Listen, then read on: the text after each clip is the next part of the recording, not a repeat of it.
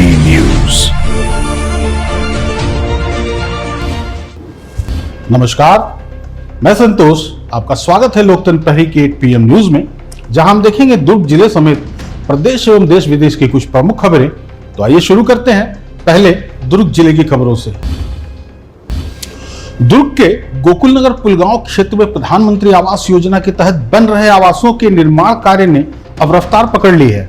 लंबे समय से अधूरे पड़े आवासों को लेकर प्रशासन की सख्ती का असर अब साफ तौर पर धरातल पर दिखाई देने लगा है।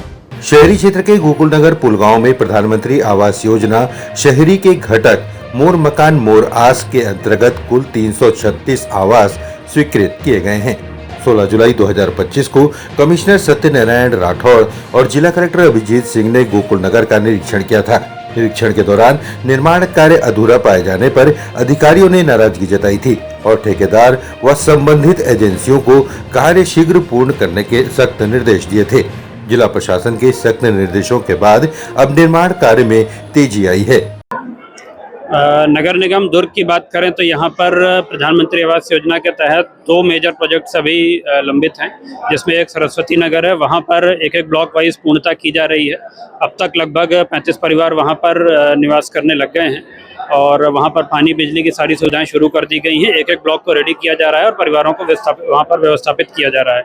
दूसरी साइट है जो पुलगांव में है, वहाँ पर ठेकेदार के द्वारा कार्य नहीं किया जा रहा था, तो उसको ब्लैक लिस्टिंग का निर्णय नगर निगम के द्वारा लिया गया था। उसके उपरांत संबंधित ठेकेदार के द्वारा हाईकोर्ट में अप्रोच किया गया, तो माननीय हाईकोर्ट ने उनको सितंबर तक की समय सीमा दी है। उन्होंने वहाँ पर कमिट किया है कि वो सितंबर तक उसको भी पूर्ण करके देंगे।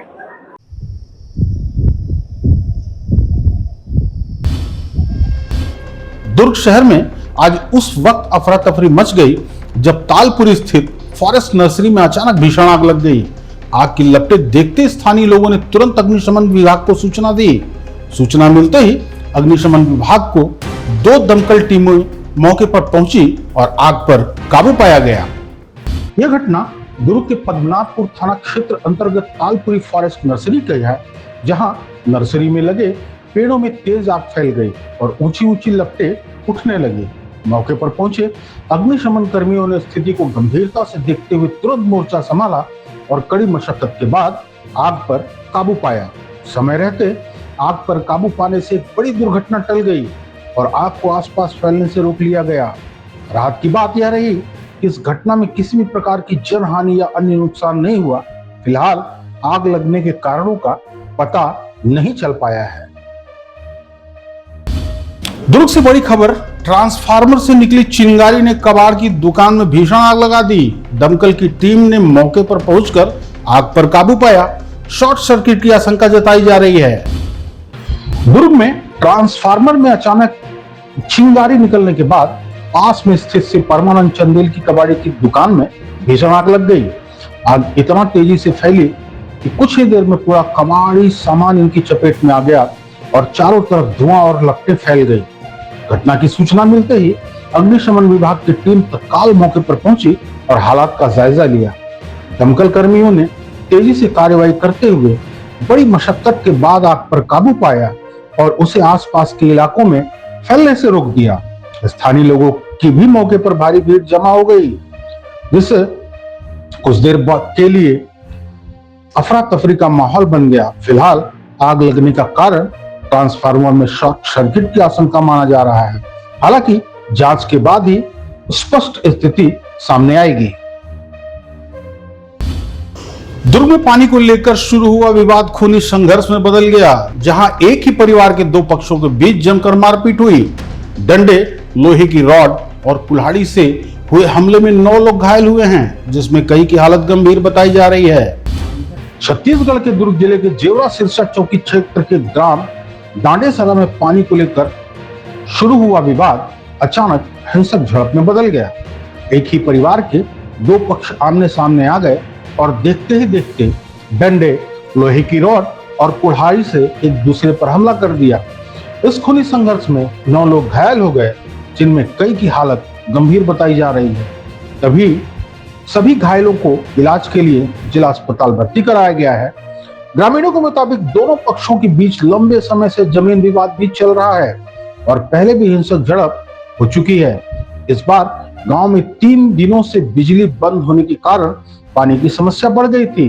पानी भरने और टंकी की चाबी को लेकर पंचायत में विवाद शुरू हुआ, जो धीरे धीरे मारपीट में बदल गया। पहले पक्ष ने आरोप लगाया कि उसके परिजनों पर जान से मारने की नीयत से हमला किया गया। वहीं दूसरे पक्ष का कहना है कि उनके घर में घुसकर मारपीट की गई और महिलाओं के साथ भी बदसलूकी हुई। घटना के बाद गांव में तनाव का माहौल है और पुलिस मामले की जांच में जुटी हुई है। वहाँ गए था मेरे चाचा भैंस चलाने अकेले, और हम लोग 1 किलोमीटर दूर में रहे थे। तो वहाँ से ना मेरे चाचा को सियाराम और नकुल, सहदेव और रितेश, इन लोग चारों ना उसको घेरा कर दिया है। चारों को घेरा करके मारने, जान समेत मारने का धमकी दे रहा था। तो ये आवाज़ लगाया, हम लोग गया था। पहले मेरे चाचा पहुंचा है वहाँ पास, क्या हो गया करके बस इतना पूछा है मेरे चाचा। उसको टंगिया से मार दिया, उसके सर को। उसके बाद हम लोग, मैं भी गया, मैं छुड़ाने के लिए, उसको छुड़ाने के लिए गया कि वो ऐसे कर रहा हो करके। तो वो छुड़ाने के लिए गया तो मेरे को भी मारा है। ये देखो ना मैम, यहाँ पास फूला है, और एक यहाँ पर मारा है हाथ पे, और एक कंधे पे मारा है। इसमें 5 लोग घायल हो गए हैं, और मैं अभी थोड़ा ठीक हूँ। अभी मेरे को अभी दर्द बस हो रहा है, अभी कुछ नहीं लगा। कब से शुरू हुआ था विवाद और अभी किस बात को लेकर विवाद हुआ था? अभी तो हम लोग को समझ नहीं आया था कि अभी ये लोग विवाद कहाँ किया है। हम लोग वहाँ गए थे भैंस चराने, वहीं से फिर इसको घेरा लगाया, तब वहीं से मेटल बढ़ा है इसको। हम लोग बचाने गया था उसको, और वहीं से ना मेटल बढ़ा। किस चीज़ का बात हुआ था? झगड़ा किस बात को? झगड़ा किस बात को लेकर? झगड़ा तो हम लोग कर ही नहीं रहा था वहाँ पास, यही लोग गया था पूरा। पहले ही रिश्ते में क्या लगते हैं आप लोग? किसका? आप लोग कोई रिश्ते में है, परिवार में है आपस में? वो परिवार में है ना सर। क्या जमीन का भी कोई विवाद है? जमीन का तो पुराना विवाद है। इसके पहले भी कभी कुछ हुआ है? पहले हुआ ना, मारपीट हुआ है। क्या चीज़ से मारे हैं? वार क्या चीज़ से की? टंगिया से और डंडे से। क्या नाम लिखते हैं अपना? मोनू यादव डांडेसरा। कहाँ? डांडेसरा। सुनो दीदी, ये मैं सियाराम मेरा पापा है, मैं उसका लड़की हूँ। ये बीरबल और भगवती, इसी प्रसाद, हरखन, इन लोग मेरे घर में घुस कर 3-4 बार हो गए, मारपीट किया था। और अभी गांव में 3 दिन से लाइन गोल हुआ था, तो पंचायत में पानी के लिए गए थे, तो उसका डौकी, उसका चाबी लाया था, और पानी भरने के लिए गए हम लोग, तो ताला लगा दिए। हम लोग 1-2 बात बोला, तो बीरबल, भगवती और हरखन और उसी प्रसाद और चेतन, इन लोग घर में आकर मारपीट किया। तो हम लोग भाई गए थे खार में, उनको पास भी चला गया। मेरा पापा और मेरा भाई को बहुत मारा है ये लोग। ये एक बार नहीं, 2-3 बार हो गया है। पहला जमीन के लिए झगड़ा किए थे, थोड़ा बात में समझौता हो गया था जौड़ा सिरसा थाना में, और हम लोग को कोई सुनाई नहीं हो रहा है। ये लोग घर घुस कर लेडीज को भी मारपीट कर रहे हैं। हम लोग को इंसाफ चाहिए दीदी। हम लोग को पास ना पुलिस चौकी भी पूरा इतना किया था, तो हम लोग को कोई सुनाई नहीं करता है। कोई साथ नहीं 2 दिन 4 दिन घुमाता है, फिर उन लोग बोलता है हो गया करके हम लोग को ये कर देता है। 10 बार ना। पहले किसने वार किया था? पहला वार किया था हरखंड, भगवती और अग्नि। हाँ, दूसरा पक्ष है हमारे घर में पहला घुस कर हमारे बहन और हमारे मम्मी को बहुत गाली गलौज किया, मारपीट किया। तो हमारा भाई दूध बांट कर गया था घर में, उसको पता चला है, तो भाई खार गया था, तो भाई को देखा तो भाई को भी मारने चला गया। और मेरा पिताजी भैंस चरा रहे थे खार में, वहाँ जाकर मारपीट इन लोग किया सब लोग। इन लोग थाना आ गया, उसके बाद ना इन लोग इतना मारपीट किया, घर का लेडीज लोगों को मारा है। देख वीडियो देखो, इतना मारपीट किया मैडम कि घर वाले लेडीज लोगों को घिला के मार रहे। ये ललिता है, अग्नि है, और ये है बहुरा है, मंगल है। ये 4 लोग लेडीज पहला आया था हमारे घर अंदर, और हमारे बहन को छेक कर बाहर पर मार रहे थे। मेरा नाम है, मैं सियाराम का बेटी हूँ, पाटन में गया हूँ ससुराल, उसका मंझली लड़की हूँ मैं। मेरा पक्ष में 4-5 लोग है। 4 लोग हैं। 2 लोग बहन मन है, खरोच आया, उन लोग को कपड़ा लगता फटा है। मैं घर में भैंस गाय है इसलिए नहीं लाया, उन लोग को भी लाऊंगा आप बोलोगे तो। लेकिन उन लोग को 2 जन को घर में मैं छोड़ा है, छोटा बच्चा, उन लोग को भी नहीं छोड़ता। ये 2 भाई आए हैं, एक भाई घायल है घर में, और एक मामा है। मतलब ऐसे तैसे ना 6-7 लोग घायल है हम लोग के बीच में। डांडेसरा में दो पक्षों के बीच मारपीट का मामला सामने आया है। दोनों पक्ष एक ही परिवार के हैं। पहले भी जमीन विवाद को लेकर उनके बीच में मारपीट हुई है, जिसके संबंध में एफआईआर भी दर्ज हुई है जेवर सिरसा चौकी में। और आज फिर क्योंकि जल संकट अभी गर्मी के समय थोड़ा ज्यादा है, तो पानी भरने के विवाद को लेकर दोनों पक्षों में मारपीट हुई है और टंगिया और सरिया से और लाठी डंडों से एक दूसरे के ऊपर मारपीट की है दोनों पक्षों ने। अभी टोटल 6 लोग दोनों पक्ष से चोटें आई हैं दोनों को, और अभी विधिवत कार्रवाई जेवरा सिरसा चौकी करेगी और एफआईआर दर्ज किया जाएगा। अंतर्राष्ट्रीय तनाव के बीच कच्चे तेल की कीमतों में उछाल का असर अब भारत में भी दिखने लगा है। पेट्रोल 105 रुपए पार होते ही छत्तीसगढ़ में लोगों की तेजी से इलेक्ट्रॉनिक वाहनों की ओर रुख कर रहे हैं। अमेरिका, इजराइल और ईरान के बीच बढ़ते तनाव के चलते वैश्विक स्तर पर कच्चे तेल की कीमतों में तेजी आई है, जिसका असर अब भारत में भी देखने को मिल रहा है। रायपुर समेत छत्तीसगढ़ के कई शहरों में पेट्रोल की कीमतें 105 रुपए प्रति लीटर के पार पहुंच चुकी है, जिससे आम लोगों का बजट प्रभावित हो रहा है। पेट्रोल के बढ़ते खर्च से परेशान लोग इलेक्ट्रॉनिक वाहनों को बेहतर विकल्प मान रहे हैं। ऑटोमोबाइल कारोबारियों के मुताबिक पिछले कुछ हफ्तों में इलेक्ट्रिक टू व्हीलर की बिक्री में 20 से 30% तक बढ़ोतरी दर्ज की गई है। खासकर रोजाना लंबी दूरी तय करने वाले लोग ईवी की ओर तेजी से शिफ्ट हो रहे हैं। ऑटो एक्सपर्ट मुकेश कौशल के अनुसार सरकार की सब्सिडी, टैक्स में राहत और चार्जिंग स्टेशनों की बढ़ती संख्या ने भी ईवी बाजार को मजबूती दी है। साथ ही अब 150 से 500 किलोमीटर तक की रेंज वाले वाहन उपलब्ध होने से लोगों का भरोसा भी तेजी से बढ़ा है। पहले जहां लोग बैटरी और रेंज को लेकर संशय में रहते थे, वहीं अब नई तकनीक और बेहतर विकल्पों के चलते इलेक्ट्रिक वाहन तेजी से आम लोगों की पहली पसंद बनते जा रहे हैं। पहले जैसे कि पर डे 15-20 इंक्वायरी आती थी, अभी 100 से ज्यादा इंक्वायरी आ गई है। और पहले हम लोग पर डे 1-2 गाड़ी बेचते थे, आज के डेट में हम लोग पर डे 5 से 10 गाड़ी के बीच में सेल कर रहे हैं।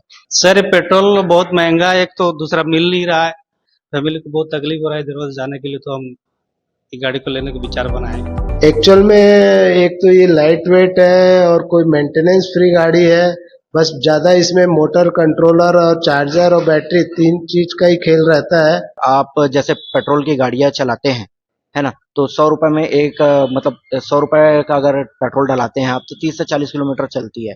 और ये आप ईवी गाड़ी यूज करते हैं तो एक यूनिट मतलब आप एक फुल चार्ज करके इसमें 245 किलोमीटर के आसपास चल सकते हैं। इंदौर में सामने आए हनी ट्रैप 2 मामले में बड़े खुलासे हो रहे हैं, जहां 100 से ज्यादा आपत्तिजनक वीडियो मिलने का दावा किया गया है। नेताओं, अफसरों और कारोबारियों से जुड़े इस मामले में करोड़ों की वसूली और बड़े नेटवर्क की बात सामने आ रही है। मध्य प्रदेश के इंदौर में सामने आए हनी ट्रैप 2 मामले में एक बार फिर सनसनी फैला दी है। इस बार यह मामला मध्य प्रदेश से निकलकर छत्तीसगढ़, गुजरात और दिल्ली तक फैला हुआ है, जिससे जांच एजेंसियां अलर्ट मोड पर हैं। इंदौर क्राइम ब्रांच के मुताबिक इस मामले में 100 से ज्यादा आपत्तिजनक वीडियो मिलने का दावा किया गया है। इस वीडियो में कई प्रभावशाली नेता, बड़े कारोबारी और छत्तीसगढ़ पुलिस के डीआईजी रैंक के अधिकारी भी शामिल होने की बात सामने आई है। मामले में गिरफ्तार श्वेता विजय जैन, रेशु चौधरी और अलका दीक्षित से पूछताछ में लगातार चौंकाने वाले खुलासे हो रहे हैं। पुलिस को रेशु चौधरी के मोबाइल और अन्य डिजिटल डिवाइस में बड़ी संख्या में आपत्तिजनक वीडियो मिले। जांच में सामने आया कि पूरा रैकेट सुनियोजित तरीके से चलाया जा रहा था। भोपाल से श्वेता विजय जैन नेटवर्क को ऑपरेट करती थी, जबकि रेशु चौधरी टारगेट में से संपर्क कर उन्हें जाल में फंसाने का काम करती थी। जांच के दायरे में मध्य प्रदेश के एक विधायक, मालवा निवाड़ के कई नेता, छत्तीसगढ़ के एक डीआईजी रैंक अधिकारी, दिल्ली के वरिष्ठ नेता और गुजरात के एक उद्योगपति के नाम सामने आए हैं। जानकारी यह भी मिली है कि दिल्ली के एक नेता से करीब 4 करोड़ रुपए वसूलने की साजिश रची गई थी। इस पूरे मामले का खुलासा तब हुआ जब इंदौर के कारोबारी हितेंद्र उर्फ चिंटू ठाकुर ने शिकायत दर्ज कराई। आरोप है कि 28 अप्रैल को सुपर कॉरिडोर पर उनके साथ मारपीट की गई और आपत्तिजनक वीडियो वायरल करने की धमकी दी गई। जांच एजेंसियों का कहना है कि इस नेटवर्क के जरिए रसूखदार लोगों को ब्लैकमेल कर करोड़ों रुपए की वसूली की गई। और कुछ वीडियो को बेचने की भी तैयारी थी, जिससे मामला और गंभीर हो गया है।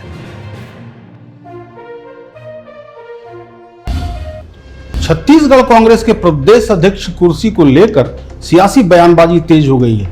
भूपेश बघेल ने इस पूरे विवाद पर साफ कहा है कि फैसला हाईकमान करता है और वे इस पर प्रतिक्रिया नहीं देंगे। छत्तीसगढ़ कांग्रेस में प्रदेश अध्यक्ष के पद को लेकर चल रही बयानबाजी के बीच भूपेश बघेल का बयान सामने आया है। रायपुर में मीडिया से बातचीत के दौरान उन्होंने कहा कि वे टीएस सिंहदेव की किसी बयान पर प्रतिक्रिया नहीं देते और संगठन से जुड़े फैसले पार्टी हाईकमान ही तय करता है। उन्होंने कहा कि दीपक बैज पिछले 3 से 3.5 साल से प्रदेश कांग्रेस अध्यक्ष के तौर पर काम कर रहे हैं और संगठन का नेतृत्व कर रहे हैं। किसे प्रदेश अध्यक्ष बनाना है और किसे नेता प्रतिपक्ष की जिम्मेदारी देनी है, यह पूरी तरह से पार्टी नेतृत्व का निर्णय होगा। दरअसल हाल ही में टीएस सिंहदेव ने एक इंटरव्यू में कहा था कि अगर पार्टी उन्हें प्रदेश अध्यक्ष की जिम्मेदारी देता है तो वे उसे निभाने के लिए तैयार हैं और छत्तीसगढ़ में ही काम करना चाहते हैं। इसके जवाब में दीपक बैज ने कहा था कि सिंहदेव बड़े नेता हैं और उन्हें दिल्ली आकर काम करना चाहिए, जबकि प्रदेश में युवाओं को मौका मिलना चाहिए। सिंहदेव ने यह भी कहा कि हर कांग्रेस की पहली जिम्मेदारी अपने संगठन और क्षेत्र को मजबूत करना है। उन्होंने इशारों में यह भी सवाल उठाया कि बड़े नेताओं की बात करते समय यह देखना जरूरी है कि कौन चुनाव जीता और कौन हारा। उन्होंने खुद के चुनाव हारने का जिक्र करते हुए कहा कि बैज भी चुनाव हार चुके हैं और पार्टी को प्रदेश में कई चुनौतियों का सामना करना पड़ा है। फिलहाल इन बयानों के बाद कांग्रेस के भीतर सियासी हलचल तेज हो गई है और सभी की नजरें हाईकमान के फैसले पर टिकी हैं।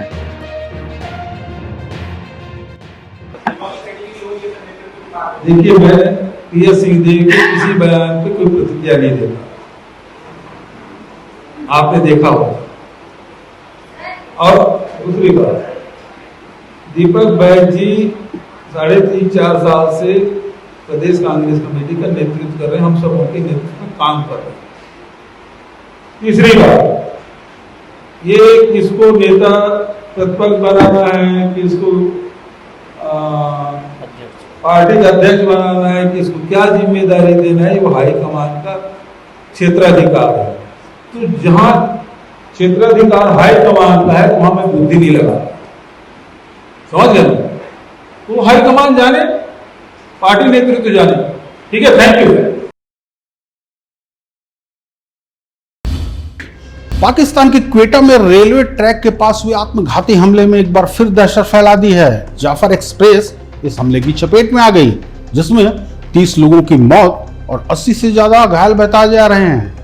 क्वेटा में रविवार को चमन फाटक के पास रेलवे ट्रैक के नजदीक एक बड़ा आत्मघाती हमला हुआ, जिसकी चपेट में जाफर एक्सप्रेस आ गई।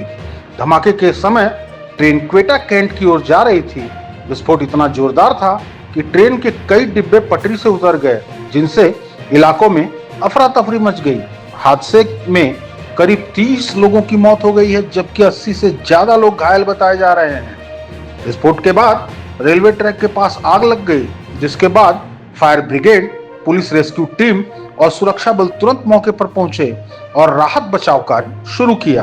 पुलिस के अनुसार धमाके का असर इतना ज्यादा था कि आसपास की इमारतों के शीशे भी टूट गए। सुरक्षा एजेंसियों ने पूरे इलाके को घेर लिया है और मामले की जांच शुरू कर दी है। बलूचिस्तान सरकार के गृह मामलों के विशेष सहायक बाबर यूसुफ जई ने बताया कि सभी सुरक्षा एजेंसियों को हाई अलर्ट पर रखा गया है और लोगों से घटनास्थल के पास भीड़ न लगाने की अपील की गई है।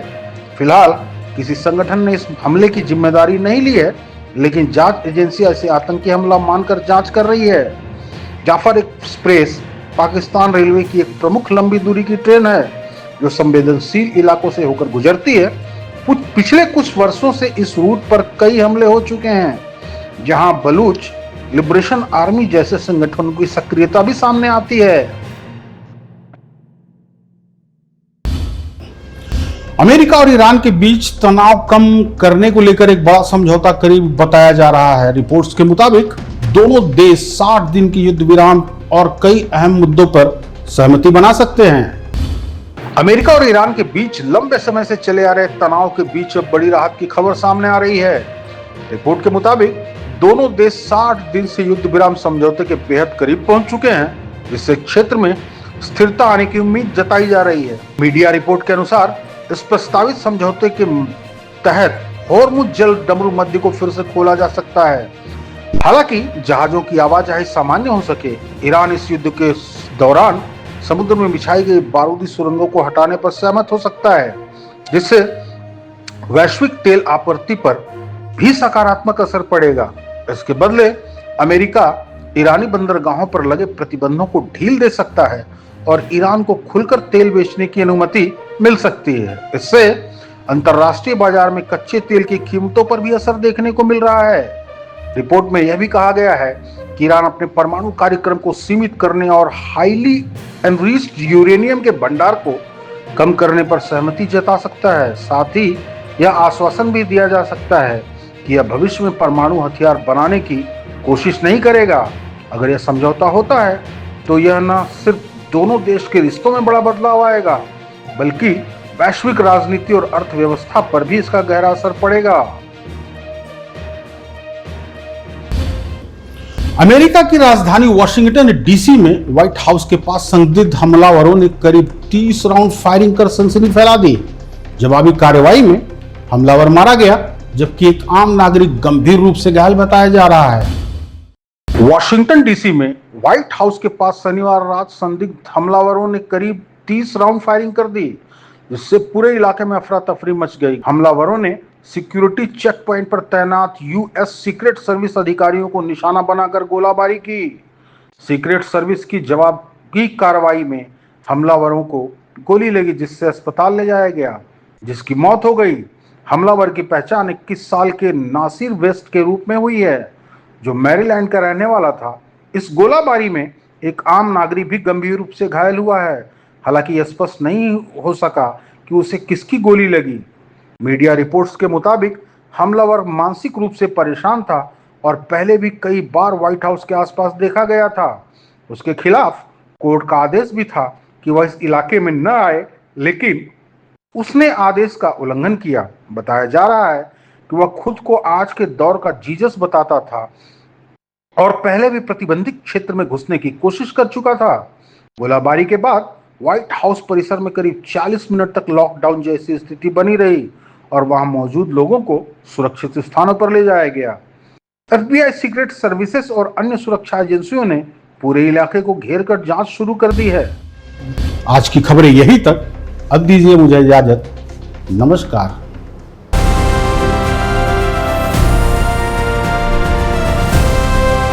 हर खबर पर नजर, सच, हिम्मत और जमीनी रिपोर्टिंग, देश, समाज और सत्य के लिए। LP न्यूज, आपकी आवाज।